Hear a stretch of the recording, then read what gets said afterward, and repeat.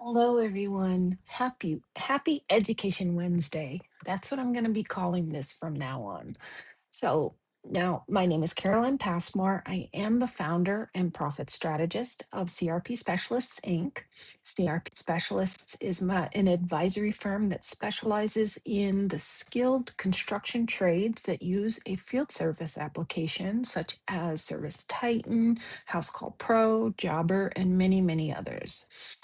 Now, today we're going to talk about the profit and loss statement. And I want to start by clearing one very important thing up. This report is not complicated, it's just commonly misunderstood. Now, most contractors glance at that bottom line. They see a number they like or a number they don't like. Well, and then they move on. But the real story of your business lives above that line. If you know how to read it properly, this report will tell you exactly where money is being made and where it's quietly slipping away.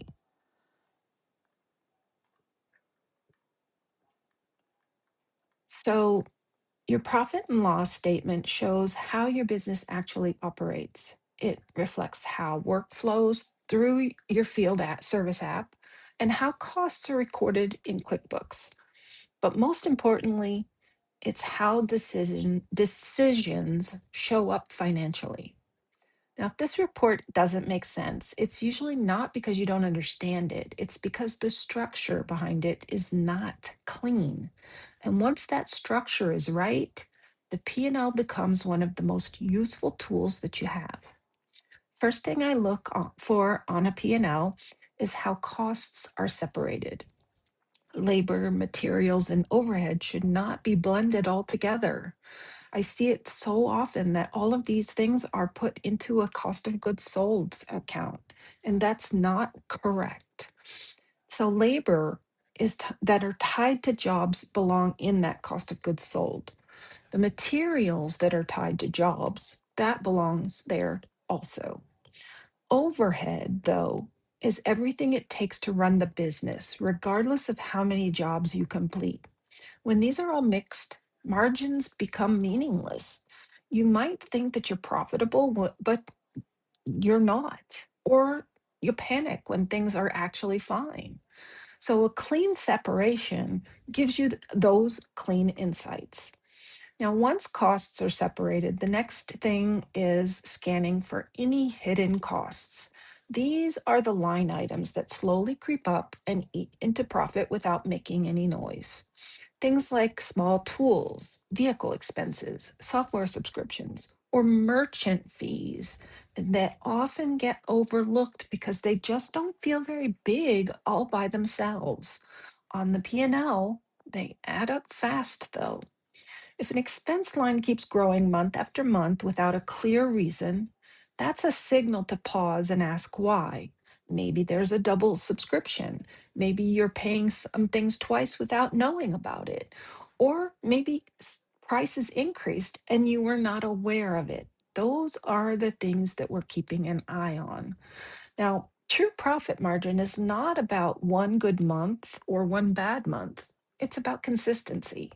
When your P&L is structured correctly, you can compare month to month and see whether margins are holding, improving, or possibly slipping. And you can see how changes in pricing, the labor efficiency, or material costs are impacting that bottom line. And this is where the P&L becomes a true decision-making tool instead of just a report that you glance at or avoid altogether. Your field service app feeds a lot of the data that shows up on this report. If job data is incomplete or miscategorized within that app, then the P&L is going to reflect that. And that's why I am always telling you how important that your price book, your mapping, and expense categories line up between the systems. When they do, the P&L starts telling the truth about what's happening in the field. So, in closing, you don't need to memorize accounting rules to read your profit and loss like a pro. just need to a clean structure and a habit of reviewing it regularly. And that regularly can be weekly, bi-weekly, monthly, whatever you want it to be. But when you understand your report, then you stop guessing. You see where your profit is coming from, where it's getting squeezed, and what needs attention next. That clarity changes how you run your business. And that, in the end, is the goal. I hope this all helps. If you need any additional assistance with any of this, feel free to reach out to me in Facebook Messenger, or if you have additional questions, please feel free to ask. I'm happy to set up some time to talk because I am here to help you. Now, before I go, I just want to share that we will be launching our new circle community from chaos to clarity very soon. I'm hoping the first week of February. We were hoping it would be ready by the first of the year, but that just didn't happen. I'll keep you guys updated in my weekly lives because our community will be where we will be sharing these lives. And we're going to be giving more detailed information than what you're receiving here. It will be an amazing community for both my clients and other skilled construction trades business owners who simply want to learn more tips and tricks to help them understand their books. So watch for announcements coming soon. Thanks for watching, and I hope you all have a truly amazing day.